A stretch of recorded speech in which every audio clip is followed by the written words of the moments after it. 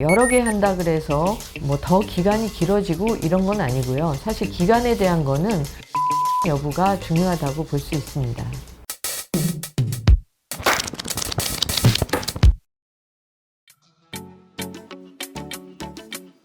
안녕하세요.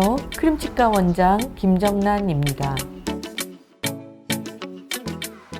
보철 치료만 하려고 해도 병원에 몇 번 방문해야 하는지부터 물어보는 환자분들도 계신데요. 임플란트는 도대체 얼마나 오래 걸리나 궁금해 하시는 분들 많으실 것이라고 생각합니다. 오늘은 이러한 임플란트 기간과 순서에 대해 자세히 알아보겠습니다. 임플란트 치료 기간은 환자분의 건강 상태나 치조골의 잇몸 뼈 상태에 따라서 다릅니다. 대략 내원회 수를 보면요, 임플란트 하나 기준 3회 정도가 소요됩니다. 그리고 기간은 항악 공이 한 2개월에서 4개월 정도가 걸린다고 보시면 됩니다. 아래턱과 윗턱은 치조골의 골질이 확연하게 차이가 납니다. 아래턱의 경우에는요, 피질골이 굉장히 발달이 돼서 굉장히 단단합니다. 그렇기 때문에 임플란트 고정이 잘 되고, 그래서 2개월이면 치유가 되는 경우가 상당히 많습니다. 그러나 위턱의 경우는요, 대개는 뼈가 조금 더 무릅니다. 보통은 피질골이 굉장히 얇고 약하고 뼈가 높이가 모자라는 경우가 상당히 많습니다. 그래서 뼈이식량이 조금 더 증가하게 되고, 따라서 치료기간이 좀 더 길게 되는 경우가 있습니다. 뼈이식을 하게 되는 경우는요, 뼈이식한 뼈가 자라는 데 필요한 시간이 조금 더 걸립니다. 그래서 4개월 정도가 걸리고요. 뼈이식량이 조금 더 증가하면은 6개월에서 1년까지도 자라는 기간이 필요할 때도 있습니다. 그러나 이제 보통의 경우는 2개월에서 4개월이라고 보시면 되겠습니다. 치조골이 부족하게 되는 경우에는 뼈이식을 동반하게 되는데, 너무 많이 녹아서 여기다 이렇게 임플란트를 뼈에다 넣었는데 고정이 딱 이렇게 되질 않고 쓰러지게 되면 임플란트를 심고 뼈이식을 동시에 할 수 없습니다. 그런 경우에는 먼저 여기다 뼈이식제를 다 넣고요. 그리고 4개월 후에 뼈가 다 자란 다음에 그때 임플란트를 다시 심게 됩니다. 임플란트를 식립하고 기다리게 되는 2~3개월, 그래서 보통 6개월 정도는 적어도 걸리게 됩니다. 첫 번째, 이제 파노라마 엑스레이를 찍어서 검진을 합니다. 치료가 가능한 경우라면 그 단계에서 치료를 계획을 하고요. 생각보다 뼈에 그 손실이 많고 염증이 너무 심한 경우에는 CT를 찍어서요, 3차원적으로 뼈 구조를 확인을 하면서 염증의 범위를 보고 치아를 발치할지 아니면 살릴지를 정확하게 정밀 진단을 합니다. 치아를 발치하게 되는 경우라면은요, 임플란트를 하게 되는데요. 치아를 발치하면서 동시에 임플란트 매식체를 식립을 할 수도 있고요. 치아를 발치한 후 치유가 된 후에 뿌리를 뼛속에 이렇게 심는 작업을 합니다. 이 경우에는 매식체를요, 잇몸 속에 이렇게 넣어두는 경우도 있고요. 그리고 여기다 이런 작은 뚜껑을 달아가지고 밖으로 조금 보이게 하는 경우도 있습니다. 이런 상태에서 이제 치유를 하게 되고요. 골유착이 되는 동안 2개월에서 한 4개월 정도 이 상태에서 기다립니다. 치과를 다시 내원하셔서요, 임플란트가 잇몸에 덮여 있으면 간단하게 2차 수술을 하고요. 2차 수술은 간단하게 이제 임플란트를 노출시키는 그런 수술이고요. 처음부터 여기다 뚜껑을 달아서 했던 거라면 그 뚜껑을 열고요, 본을 뜹니다. 본 뜨는 거는 이제 보철을 만들기 위한 작업인 거죠. 기공 과정을 거쳐서 디지털 보철을 만들어서 그 다음 내원 때 보철을 장착하셔서 사용하시면 됩니다. 원데이 임플란트에 대한 많은 오해가 있습니다. 많은 환자분들이 오셔서 나는 원데이 임플란트, 하루 만에 임플란트를 심고 최종 보철물까지 좀 해주세요, 이렇게 말씀하시는 분들이 있는데, 하루 만에 최종 보철물까지 하는 경우는 없다고 보시면 되고요.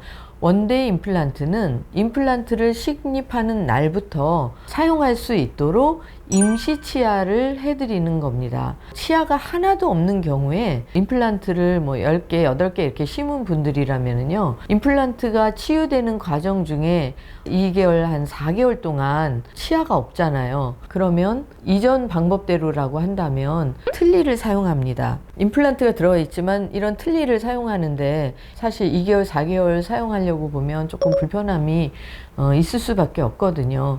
그 대신 이제 즉시 보철을 만약에 하신다면 대화할 때 보이기도 좋고, 그리고 발음도 잘 되고, 그리고 씹는 것도 하실 수는 있습니다. 물론 이제 최종 보철물하고는 기능이 뭐 동일하지는 않지만 임플란트를 심는 당일부터 사용할 수 있기 때문에 환자분들이 굉장히 만족하는 방법입니다. 임플란트 후 일상적인 식사 혹은 일반적인 사회생활 어떻게 할까, 이거에 대해서 질문하시는 분들이 많습니다. 사실 임플란트를 1개 정도의 뭐 소량의 뼈 이식 정도까지 하는 경우에는 바로 식사를 가능하시고요. 여러 가지 사회생활도 다 하실 수가 있습니다. 너무 과도한 운동이 아니면 운동도 가능하십니다. 그러나 이제 임플란트 개수가 조금 늘어나면은요, 반대쪽으로 식사를 한다거나 이렇게 하시면 되고요. 반악 이상 정도가 되는 경우에는 무절개면은 사실 별로 무리가 없는데요. 뼈 이식이 많아서 절개 시술을 하는 경우라면 봉합을 한 자리가 봉합을 제거하는 기간이 1주에서 한 2주 정도까지 됩니다. 거기에 상처가 있으니까 조금 조심스럽게 식사를 하시게 됩니다. 그리고 이제 전체 임플란트를 하면서 즉시 보철을 하신 분들이라면은 뭐 바로 식사를 가능하고요. 그런데 전체 보철을 하는데 뼈 이식도 좀 많고 해서 즉시 보철을 못하고 틀니를 사용하게 되는 경우라면 뭐 일주일 정도는 죽을 드시는 경우도 있습니다. 환자분들의 상태에 따라서 사실 다르기 때문에 의사와 상의하셔서 결정하시는 것이 좋습니다.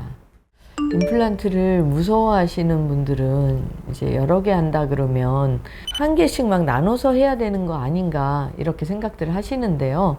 전악 임플란트라 그러면 윗턱의 경우에 8개에서 10개, 아래턱의 경우에 6개에서 8개 정도를 심는데요. 전체를 하루에 다 심기도 하고요. 뭐 위 따로 아래 따로 이렇게 심기도 합니다. 특히 이제 무절개로 하는 경우라면은 뭐 하루에 뭐 14개를 심어도 무리가 없습니다. 똑같이 2개월이면 골유착이 다 이루어집니다. 여러 개 한다 그래서 뭐 더 기간이 길어지고 이런 건 아니고요. 사실 기간에 대한 거는 뼈 이식 여부가 중요하다고 볼 수 있습니다.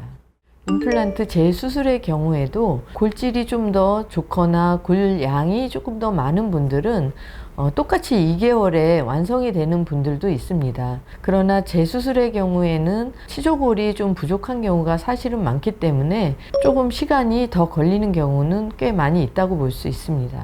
앞니 임플란트가 더 오래 걸리는 경우는 사실 많습니다. 어금니 부분보다 앞니 쪽이 골질이 조금 더 무르거나 혹은 골 폭이 좁은 경우가 상당히 많아서 앞니 임플란트, 특히 윗니의 경우에 뼈 이식을 동반하는 경우가 상당히 많습니다. 그렇다 보니 앞니 임플란트가 더 오래 걸리는 경우가 더 많다고 볼 수 있습니다. 또한 앞니 임플란트의 경우에는요, 앞에 이렇게 보이기 때문에 심미적으로 더 보기 좋게 만들어야 되잖아요. 그래서 잇몸을 예쁘게 성형하는 과정이 동반되는 경우에는 좀 더 오래 걸릴 수 있다고 볼 수 있습니다. 그러나 앞니 임플란트가 무작정 오래만 걸리는 건 아니고요. 골질이 좀 좋은 경우에는 앞니를 하고도 즉시 보철을 해서 처음부터 사용할 수 있게 하는 경우가 많습니다.